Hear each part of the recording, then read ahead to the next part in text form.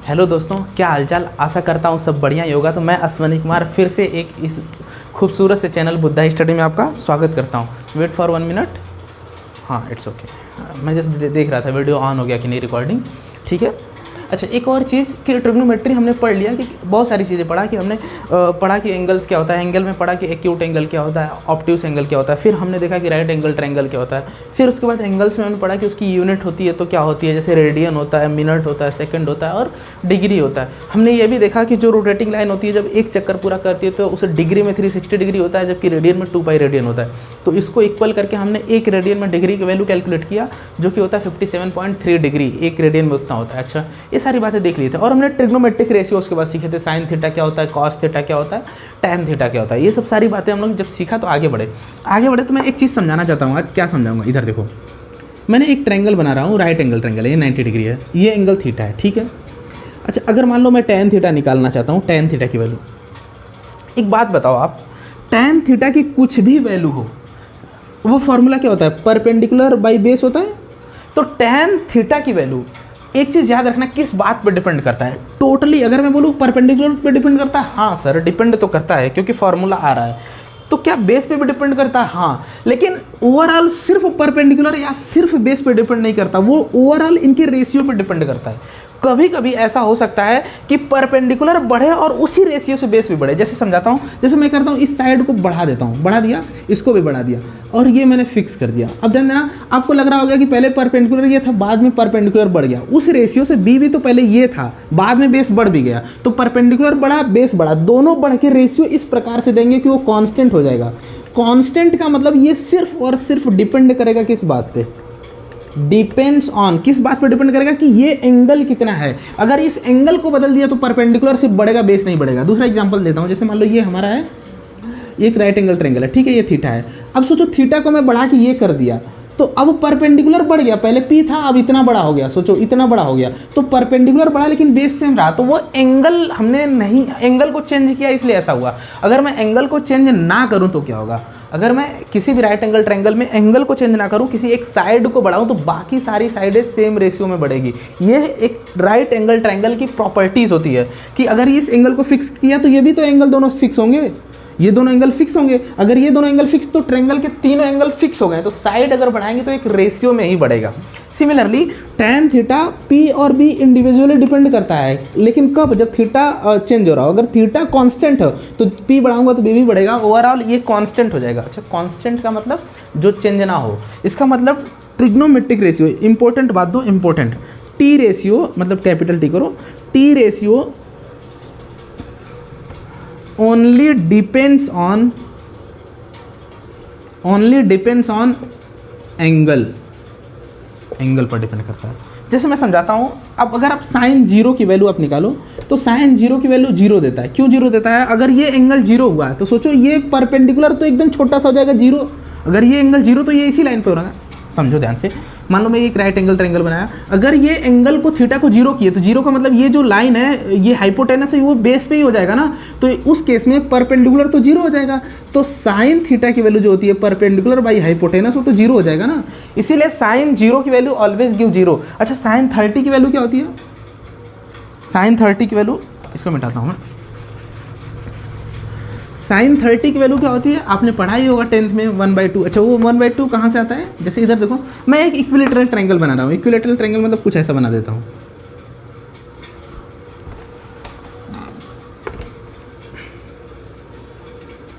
Let's assume करो ये equilateral triangle, सारी साइडें इक्वल है, मैं इसको ए बोल देता हूँ, इसको भी ए बोल देता हूँ, इसको भी ए बोल देता हूँ। तो अगर पता है जब कोई इक्विलेटरल ट्रायंगल होता है, सॉरी फॉर दैट, जब कोई इक्विलेटरल ट्रायंगल होता है तो सारे एंगल 60-60 होते हैं, ऐसा होता है। मैं एक काम करता हूँ, यहाँ से एकदम मिड पॉइंट से इस पर परपेंडिकुलर डाल देता हूँ, तो ये 90 डिग्री हो गया। अच्छा, तो ये टोटल 60 था, तो ये कितना मिला, 30 डिग्री। तो मैं यहाँ से अगर साइन 30 निकाल लूँगा तो क्या आएगा, perpendicular perpendicular divided by hypotenuse होता है। तो परपेंडिकुलर कितना होगा बताओ, ये टोटल ए है तो ये कितना मिला a/2, तो ये हो जाएगा a/2 अपॉन ये क्या है हाइपोटेनस कितना a। अच्छा एक बात बताओ, a से a कट जाएगा, बचेगा कितना 1/2। अरे ये तो इत्तेफाक हो गया, देखो गजब हो गया। गजब इस सेंस में हुआ कि जब हमने sin 30 इस ट्रायंगल से निकालने का प्रयास किया तो वो a के टर्म में नहीं आ रहा है, मतलब कि ये ट्रायंगल कितना बड़ा है छोटा है इस बात पर डिपेंड ही नहीं कर रहा है, डिपेंड इस बात से कर रहा है कि तुमने 30 लिया। नहीं समझे? मैं अगर ये जैसे मिड से काटा तो 90 आया, इधर काटता तो एंगल बढ़ जाता, तो फिर साइन की वैल्यू कुछ और आती, जो कि डिफिकल्टीज होती है थोड़ा सॉल्व करने में। तो मैं ये प्रयास कर रहा हूँ ये समझाने का तुम्हें कि अलग अलग एंगल पर उसकी वैल्यू अलग अलग होती है। ठीक है, होप तुम समझ गए हो। मैं आगे बढ़ जाता हूँ, तो मैं ऐसे सबका कैलकुलेट नहीं करूँगा, हम लोग थोड़ा शॉर्ट ट्रिक सीख जाते हैं कि अलग अलग एंगल पर अलग अलग वैल्यू होती है। आपने पहले भी पढ़ा होगा। जैसे मैं एक काम करता हूँ, इधर मैं थीटा ले लेता हूँ और इधर ट्रिग्नोमेट्रिक रेशियो लूँगा, तो एक बार 0 लूँगा, एक बार 30 लूँगा, एक बार 45, फिर एक बार 60 और एक बार 90 डिग्री, इतने सारे एंगल लूँगा मैं। और मैं एक बार इधर साइन थीटा लिखता हूँ, इधर कॉस थीटा लिखूँगा और इधर टैन थीटा लिखूँगा। इनकी वैल्यू कैलकुलेट करने का हम प्रयास करेंगे। मैं इधर भी ऐसे कर देता हूँ, साइन थीटा कॉस थीटा और टैन थीटा की वैल्यू प्रयास करेंगे। मतलब अगर मैं यहाँ पे जो कॉलम बनाऊँगा, ऐसे ध्यान देना थोड़ा सा, अगर मैं साइन 0 की वैल्यू निकालना चाहता हूँ, मतलब साइन 0 की वैल्यू क्या होगी, तो मैं यहाँ पे लिखूंगा साइन 30 की वैल्यू यहाँ पे लिखूंगा, साइन 45 की वैल्यू यहाँ लिखूंगा, साइन 60 की वैल्यू यहाँ लिखूंगा। तो कैसे करना है, देखो मैं यहाँ पे मतलब इसकी वैल्यू फिक्स होती है। जैसे साइन 0 की वैल्यू 0 होती है, साइन 30 की वैल्यू 1/2 होती है, साइन 45 की वैल्यू 1/√2 होती है, जबकि साइन 60 की वैल्यू √3/2 होती है, साइन 90 की वैल्यू 1 होती है। तो ये तरीका है, मतलब इसका मतलब अलग अलग एंगल पर उसकी वैल्यू निकाल सकते हैं। क्यों अलग अलग एंगल पे निकालते हैं? क्योंकि हम एंगल पे डिपेंड होता है ट्रिग्नोमेट्रिक रेशियो। तो 0 निकालेंगे ना, तो साइन 0 की वैल्यू 0 होता है, इसका 1/2 होता है। लेकिन एक ट्रिक मैं बता देता हूँ। ट्रिक क्या, इधर मैं 0 लिख दूँ, इधर 1 लिख दूँ, 2 लिख दूँ, 3 लिख दूँ, 4 लिख दूँ और सबको 4 से डिवाइड कर दो और सबको स्क्वायर रूट में कर दो, तो ये जो वैल्यू आएगी वो साइन का आ जाएगा। देखो 0 में 4 से डिवाइड करो तो 0, ये तो 0 ही आ जाएगा। ये हो जाएगा 1/2, 1 का स्क्वायर रूट 1 जबकि 4 का 2, ये हो जाएगा 1/√2 आ जाएगा। अच्छा 1/√2 कैसे आया, देखो 2 से 2 कटेगा तो नीचे 2 बचेगा, ऊपर 1, तो 2 तो बाहर नहीं होगा, किसी का स्क्वायर रूट नहीं होता। इधर 3 बाहर नहीं होगा लेकिन 4 हो जाएगा, इधर तो 1 आ जाएगा। 4 में 4 से डिवाइड करो 1 आ जाएगा। सिंपली जब कॉस का लिखते हैं तो ये जो सीरीज है इसको चेंज कर देते हैं, मतलब पहले 1 लिखेंगे, फिर √3/2 लिखेंगे, फिर 1/√2 लिखेंगे। अब ये इधर आएगा, देखो ये इधर, ये इधर, ये इधर, ये इधर आएगा और फिर ये 0 हो जाएगा। अब tan में क्या करते हैं, डिवाइड करते हैं इसको ऊपर से नीचे। 0 में 1 से डिवाइड करें तो 0 आएगा, ये 2 से डिवाइड हो जाएगा तो 1/√3 हो जाएगा। मैंने बताया ना tan theta is equal to sine theta बटे कॉस थीटा होता है। साइन थीटा में कॉस थीटा डिवाइड कर दो तो tan आ जाता है, तो मैंने वही किया। जब इसमें इससे डिवाइड करेंगे तो 2 से 2 कटेगा, 1/√3 बचेगा। इसमें √2 से √2 कट जाएगा, सिर्फ 1 बच जाएगा। इसमें 2 से 2 कटेगा, √3 आ जाएगा, जबकि इसमें क्या आ जाएगा, किसी नंबर में 1 में अगर 0 से डिवाइड करो तो नॉट डिफाइंड होता है, इसको इनफाइनाइट बोलते हैं, ये आ जाएगा। अब साइन थीटा निकल गया, कॉस निकल गया, tan निकल गया, तुम बाकी निकाल लोगे। क्यों, साइन का उल्टा होता है कोसेक, tan का उल्टा कॉस का उल्टा होता है सेक और tan का उल्टा होता है कॉट, तो ये सब निकाल सकते हो। तो ये ट्रिग्नोमेट्रिक रेशियो की वैल्यू थी, अलग अलग एंगल पे थी। हमने देखा कि कैसे अलग अलग एंगल पर ट्रिग्नोमेट्रिक रेशियो डिपेंड कर रहा है। ये किसी ट्रायंगल की साइड या फिर उस पर डिपेंड नहीं करता है, सिर्फ और सिर्फ एंगल पर डिपेंड करता है, इंक्लाइनेशन पर डिपेंड करता है। मैं आगे बढ़ जाता हूँ।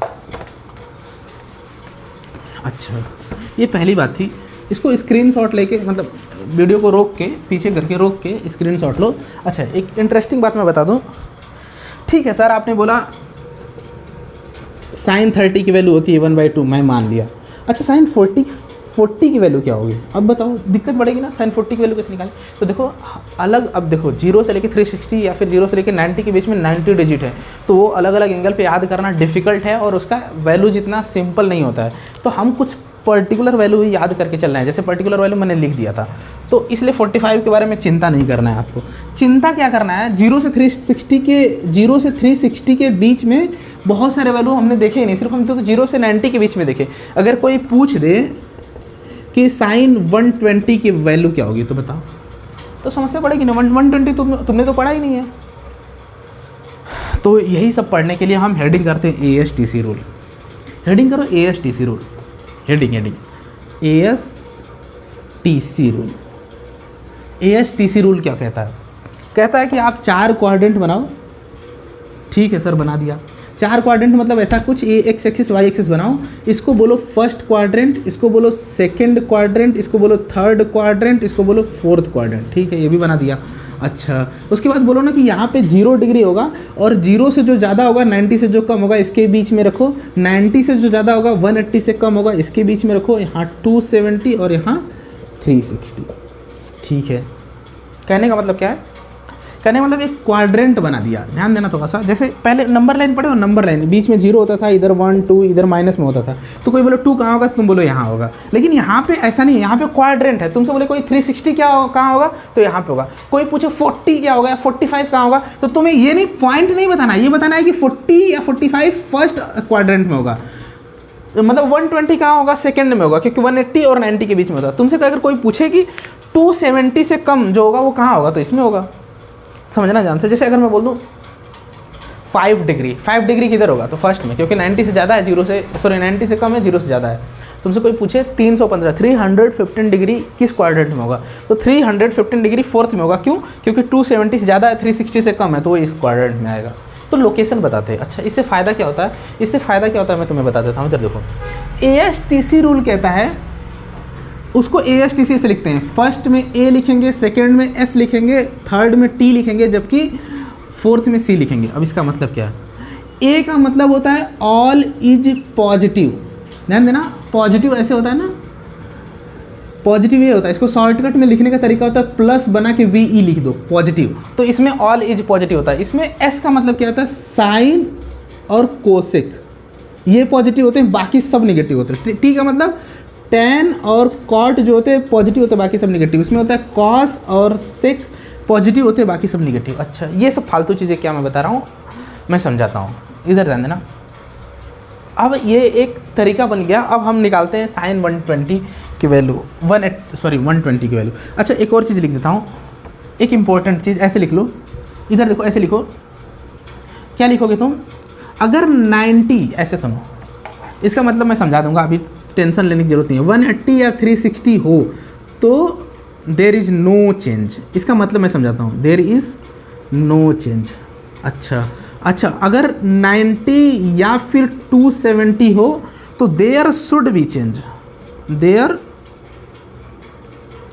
Should be change. अच्छा, चेंज होगा तो क्या होगा मैं बता देता हूँ। इधर देखो, जो साइन है ना, साइन थीटा, साइन ऐसे साइन लिखो, साइन चेंज हो जाएगा कॉस में और कॉस हो जाएगा साइन में।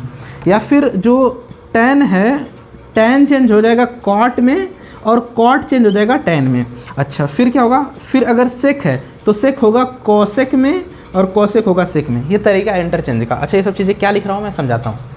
इधर देखो, इधर थोड़ा एक एग्जाम्पल से समझते हैं। एग्जाम्पल जब तक नहीं होगा तब तक नहीं होगा। देखो एग्जाम्पल में जैसे मान लो मैं बोल देता हूँ साइन 120 की वैल्यू बताओ। अच्छा, 120 को हम लोग क्या लिख सकते हैं बताओ? 120 को लिखा क्या जा सकता है? इसके फॉर्म में लिखने का प्रयास करो। 180, 90, 270, 360, तो मैं 180 के फॉर्म में लिख रहा हूँ। देखो, जो 120 होता है ना, इसको लिख सकते हैं, क्या लिख सकते हैं? 180 - 60, ऐसा लिख सकते हैं। हाँ, ऐसा लिख तो सकते हैं यार, बात तो सही है। 120 को ऐसा लिख सकते हैं, मतलब साइन 120 को मैं अगर लिख दूँ साइन 180 - 60, तो कोई दिक्कत है क्या इसमें? नहीं सर, दिक्कत तो नहीं है। अच्छा, एक बात बताओ, साइन 120 किस क्वाड्रेंट में आएगा? सोचो, तरीका बता रहा हूँ। साइन 120 किस क्वाड्रेंट में आएगा? ये आएगा सर 180 से कम है, 90 से ज़्यादा है, तो सेकंड में। अच्छा, सेकंड में आ गया। सेकंड में क्या पॉजिटिव होता है? साइन और कोसेक। ये कोसेक है, कॉस नहीं कोसेक है। साइन और कोसेक पॉजिटिव होंगे, इसके सिवाय सब निगेटिव होगा। मतलब ये जो साइन की वैल्यू है सर, ये तो आएगा पॉजिटिव, मतलब ये निगेटिव नहीं आएगा। क्यों? क्योंकि इसमें साइन पॉजिटिव होता है। अच्छा, अब क्या लिखें? अब ध्यान देना, ये है 180 - 60। रूल ये कहता है कि 180 पर नो चेंज, कोई चेंज नहीं होगा। मतलब अगर यहाँ साइन है तो ये साइन ही आ जाएगा। अच्छा, ये हो गया। उसके बाद क्या होगा? ये 180 को हटा के सीधा 60 लिख सकते हो। अरे, ये तो इंटरेस्टिंग बात आ गई यार। ये तरीका है इसका लिखने का, मतलब साइन 180 - 60 तुम लिख सकते हो साइन 60। हाँ, तो इसका मतलब अब बताओ, इसके साइन 60 की वैल्यू क्या होती है? √3/2। आंसर हो गया तुम्हारा, बहुत सिंपल है। इसको एक बार वीडियो को पॉज करो और ये जल्दी से फटाक दे लिखो। वीडियो को पॉज करो और लिखो, मैं मिटाना शुरू कर रहा हूँ। हाँ, शाबाश। देखो, ये चीज़ें मैं बार बार नहीं लिखूँगा, मैं या तो इस स्क्रीनशॉट लो, इसको लिखूँ। मैं दूसरा एग्जांपल यहीं पे लेता हूँ। दूसरा एग्जांपल नंबर 2 मैं बोल दिया tan 120 की वैल्यू बताओ। tan 120 की वैल्यू कैसे लिखोगे? इधर देखो, तुम जो ये 120 है ना, इसको लिख सकते हो 180 माइनस 60, ये लिख सकते हो, ठीक है लिख सकते हैं। तो इसको लिख दो ना, tan 180 माइनस 60। अच्छा, tan अगर 180 माइनस 60 है तो बताओ tan की वैल्यू ये किस क्वाड्रेंट में, 120 किस क्वाड्रेंट में बताओ? 120 है सेकंड में। सेकंड में tan क्या होता है? देखो साइन और कोसेक ही पॉजिटिव होता है, बाकी सब नेगेटिव होते हैं। इसमें क्या होता है? ऑल इज पॉजिटिव, सब पॉजिटिव होता है। इसमें साइन कोसेक पॉजिटिव होता है, इसमें tan कॉट पॉजिटिव होता है, बाकी सब नेगेटिव होते हैं। इधर कॉस सेक पॉजिटिव होता है, बाकी सब नेगेटिव होते हैं। तो मतलब tan 180 माइनस 60 किस क्वाड्रेंट में आएगा? सेकंड में। सेकंड में tan क्या होता है? नेगेटिव, तो वैल्यू आएगी नेगेटिव में, माइनस में आएगी, माइनस में आएगा। और इसको लिख सकते हैं, अब ध्यान देना, tan तो tan ही रहेगा, यहाँ पे tan लिख सकता हूँ, यहाँ tan है तो यहाँ भी tan लिख सकता। क्यों लिख सकता? क्योंकि ये रूल कहता है अगर 180 है तो देयर इज नो चेंज, कोई चेंज नहीं होगा, तो tan ही आ जाएगा। और यहाँ से लिख देंगे 60, और tan 60 की वैल्यू होती है √3, तो आंसर आ जाएगा minus of √3। Interesting, so interesting, you can write it. अब तुम इसे लिख सकते हो। अच्छा सर, एक दिमाग में सवाल आया होगा, मैं इसको मिटाता हूँ, तुम लिखो इसको, वीडियो को रोक के बताना ना पड़े। एक दिमाग में सवाल आया होगा कि सर ये जो 120 है हम इसको 90 + 30 भी तो लिख सकते हैं। अरे हाँ यार, ये भी लिख सकते हैं, तो दिमाग में आया ही नहीं। चलो इस तरीके से देखते हैं। तो मतलब इसको tan 120 को लिख सकता हूँ 90 + 30। अच्छा, ये पॉजिटिव आएगा कि नेगेटिव? ये तो नेगेटिव ही आएगा। क्यों? क्योंकि सेकंड में है। अरे सेकंड में सिर्फ साइन पॉजिटिव होता है, ये tan है तो कैसे पॉजिटिव हो सकता है? ये तो नेगेटिव होगा। हाँ तो नेगेटिव लिखो ना, मैंने लिख दिया, तुम भी लिखो अपने बुक में। अच्छा, अब देखिए एक इंटरेस्टिंग बात है। इंटरेस्टिंग बात ये है कि 90 पर होता है चेंज। ओ माय गॉड, यहाँ पे tan नहीं लिख सकता, यहाँ पे माइनस का tan नहीं लिख सकता। क्यों? क्योंकि tan चेंज होगा। क्यों चेंज होगा? मैंने अभी तो बताया 90 और 270 पर देयर शुड बी चेंज, वो चेंज होना चाहिए, मतलब tan नहीं होना चाहिए। अच्छा, अगर चेंज होगा तो कैसे चेंज होगा? कैसे चेंज होगा? इधर देखो, साइन कॉस में होगा, कॉस साइन में हो जाएगा, tan कॉट में होगा। ओ, इसका मतलब यहाँ पे माइनस तो लिखोगे, उसके बाद कॉट लिखोगे, tan नहीं लिखोगे। अब ये 90 को भूल जाओ, सीधा 30 लिख दो। ओ, समझ में? इस तरीके से माइनस कॉट 30 की वैल्यू हो जाएगी, माइनस कॉट 30 की वैल्यू होती है √3। ये आ गया माइनस। सोचो तुम 90 + 30 से सॉल्व करो या फिर 180 - 60 से सॉल्व करो, आंसर यही आने वाला है। आंसर में कोई चेंज नहीं होगा, चाहे तुम कोई भी तरीका लिखो। चाहे, अब ध्यान देना, इसको मैं मिटाता हूँ एक एग्जाम्पल के साथ, इसको आगे बढ़ा जाता हूँ। इधर देखो, अगर बोल दे cos 225 की वैल्यू बताओ, तो cos 225 की वैल्यू क्या होगी? इधर देखो, इसको लिख सकता हूँ cos 180 + 45। अरे हाँ ना, कुछ तो बोलो, समझ में आया ना? cos 180 + 45। अच्छा, cos 180 + 45, cos 180 पे चेंज नहीं होगा तो cos लिख दो, ठीक है, 45 लिख दो। अब देखो प्लस होगा कि माइनस? cos की वैल्यू थर्ड क्वाड्रेंट में, ये 180 + 5 या 225 किस में होगा? थर्ड में। थर्ड में क्या पॉजिटिव होता है? tan cot. cos तो है नहीं, वो निगेटिव आएगा, तो निगेटिव आ जाएगा। और cos 45 की वैल्यू 1/√2, ये है सिंपल। तो इसको बोलते हैं ASTC रूल। होप तुम्हें समझ में आ गया होगा। मैं थोड़ा आगे बढ़ जाता हूँ, मैं मिटाता हूँ ये सब। अच्छा, थोड़ा सा एक स्टेप और आगे बढ़ते हैं। ये तुम नोट करो, नोट्स अच्छे से बनाओ। ये ASTC रूल था। थोड़ा सा आगे और एक कदम आगे बढ़ेंगे, बस एक कदम आगे का मतलब हम किस टॉपिक पे बढ़ रहे हैं मैं बता देता हूँ। इधर देखो, अच्छा अगर मान लो पूछ दे साइन 75 डिग्री की वैल्यू बताओ, तो कैसे करोगे? अब इसको ध्यान देना, इसको उस तरीके से नहीं कर सकते भाई, तुम इसको ऐसे 90 - 15 नहीं कर सकते। करोगे तो 90 में से कुछ भी माइनस करोगे तो आएगा, ये आ जाएगा cos 15। तो सवाल ये होगा कि 15 डिग्री की वैल्यू बताओ, तो वहाँ से नहीं बता पाओगे ना, तो ये तरीका नहीं लगेगा। अच्छा, तो क्या लगेगा? तो एक फार्मूला मैं लिख देता हूँ। इधर देखो, साइन A + B का फॉर्मूला होता है sine A cos B + cos A sine B, एक फार्मूला होता है। अच्छा, अगर यही साइन A - B है, मैं इधर लिख देता हूँ, अगर साइन A - B है, इसी में लिखता हूँ ना यार, आगे क्यों? देखो, अगर ये प्लस है तो ये यहाँ प्लस आ जाएगा, अगर ये माइनस है तो यहाँ माइनस आ जाएगा। एक ही बार में दोनों फार्मूला है, थोड़ा समझना ध्यान से। अगर साइन A + B है तो sign A cos B + cos A sin B होगा, जबकि साइन A - B है तो साइन A cos B - का cos A sin B हो जाएगा। मैं बताऊंगा और आगे। इधर देखो, इसी तरीके से जब cos A + B होता है तो क्या आता है? ये आता है cos A cos B minus का साइन A sin B। ध्यान देना, जब ये प्लस होता है तो cos में माइनस आता है। साइन का जो फॉर्मूला होगा, फॉर्मूला बस देखो, साइन का जब प्लस आएगा तो प्लस रहेगा, जबकि माइनस रहेगा तो माइनस। लेकिन कॉस में उल्टा होता है, कॉस में जब प्लस रहेगा तो इधर माइनस, और जब माइनस रहेगा तो इधर प्लस। सिमिलरली tan का जाओ, tan जब A + B होता है तो इसको लिखते हैं tan A + tan B और upon 1 - tan A into tan B, ये फार्मूला होता है लिखने का। अच्छा, लेकिन अगर A माइनस बी हो तो यहाँ माइनस आ जाता है सीधा, यहाँ प्लस उल्टा चलेगा। तो ये 3 फार्मूले हैं इंपॉर्टेंट। अब ये किस लिए आते हैं काम मैं बता देता हूँ। इधर देखो, जैसे तुमसे पूछ दे sin 75 की वैल्यू बताओ, तो sin 75 की वैल्यू कैसे लिखोगे? इसको लिख दो sin 30 प्लस 45, लिख दिया। अच्छा, ये लिख दिया ना, तो बस कुछ नहीं करना है, इसको बोल दो A, इसको बोल दो B। सिंपल है एकदम, जितना सिंपल तुम कह सकते हो, ये सिंपल है। अच्छा, साइन, तो फार्मूला लिख दो ना, तो फार्मूला क्या होता है? Sine A cos B, plus है तो प्लस आएगा, cos A sin B। अच्छा, साइन A की जगह क्या है? 30 डिग्री, cos B की जगह क्या है? 45 डिग्री, फिर से cos A की जगह कितना है? 30 डिग्री, फिर साइन कितना है? 45 डिग्री। अब सब वैल्यू रख दो, ये होता है 1/2, ये होता है 1/√2, प्लस ये होता है √3/2 और ये होता है 1/√2। तो आंसर क्या आ जाएगा? ये आ जाएगा 1/2√2 प्लस ये हो जाएगा √3/2√2। दोनों का एलसीएम सेम है 2√2, तो ये आ जाएगा ये हो जाएगा 1 + √3, ये आंसर हो जाएगा।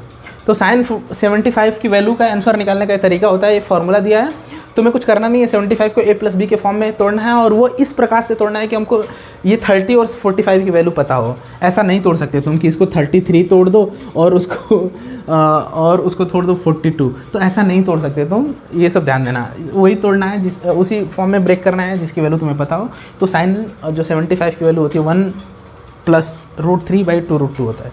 मैं आगे बढ़ जाता हूँ। तो ये फार्मूले हैं, इस तरीके से तुम कॉस अगर 75 का निकालना है, कॉस के लिए ये लगाओगे, फिर tan के लिए ये लगा दोगे, जबकि साइन के लिए ये था। साइन 75 पूछा था, तो ये चीज़ें मैं मिटाता हूँ। बहुत बेसिक सी बातें थी, थोड़े से और कुछ फार्मूले मैं लिख देता हूँ, याद रखना है सब चीज़ें। जैसे देखो sin 2a, ये एंगल हाफ का फार्मूला होता है जनरली। sin 2a क्या होगा? देखो a की जगह भी a और b की जगह भी a लिख दूं और दोनों का प्लस लगा दूं तो कुछ नहीं होगा, sin a cos a ऐसा कुछ आ जाएगा। तो ये फार्मूला होता है 2 sin a cos a, एक फार्मूला। और दूसरा cos 2a का फार्मूला होता है cos square a minus sin square a। और तुम्हें पता है cos square theta plus sin square theta equal to 1 होता है। तो इसको जब तुम तोड़ोगे तो इसको ऐसे लिख सकते हो 2 sin स्क्वायर a, क्योंकि cos को लिख सकते हो 1 - sin स्क्वायर, और इसको ऐसे भी लिख सकते हो। ठीक है, तो ये बात है। अब tan 2a का फार्मूला क्या होगा? tan 2a का फार्मूला होगा 2 tan a बटा 1 - tan स्क्वायर a। ये tan का है, ये तो पूरा cos का है, और ये sin का है। ये इतने सारे फार्मूले हैं। ये कहाँ से आया, थोड़ा मैं अच्छे से एक्सप्लेन कर देता हूँ। थोड़ा सा शांति से ध्यान दो कि ध्यान देना, साइन a + b है। अगर मैं a की जगह भी a, b की जगह भी a कर दूं तो दोनों a + a मिलकर 2a हो जाएंगे। हाँ सर, हो तो जाएंगे। ये माइनस को 1 मिनट के लिए हटा देता हूँ, तुम नोट कर लो, पहले नोट कर दो। मैं इसमें कुछ 3-5 करने जा रहा हूँ, हटाओ। तो माइनस को मैं हटा देता हूँ, नोट हो गया।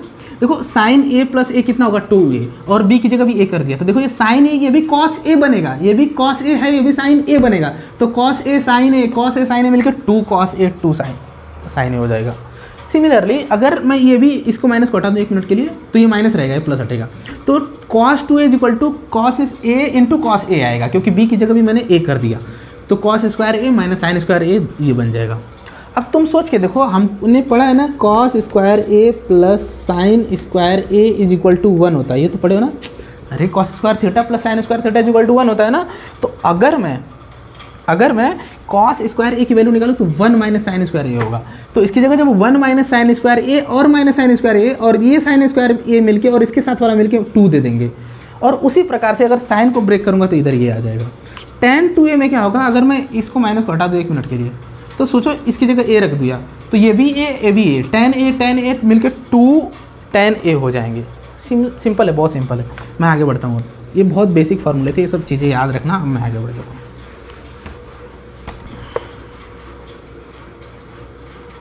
तो ट्रिग्नोमेट्री की ये सब बहुत बेसिक बातें थी। अगर तुमसे कभी क्वेश्चन पूछ दे, मैं एक क्वेश्चन करके दिखा देता हूँ।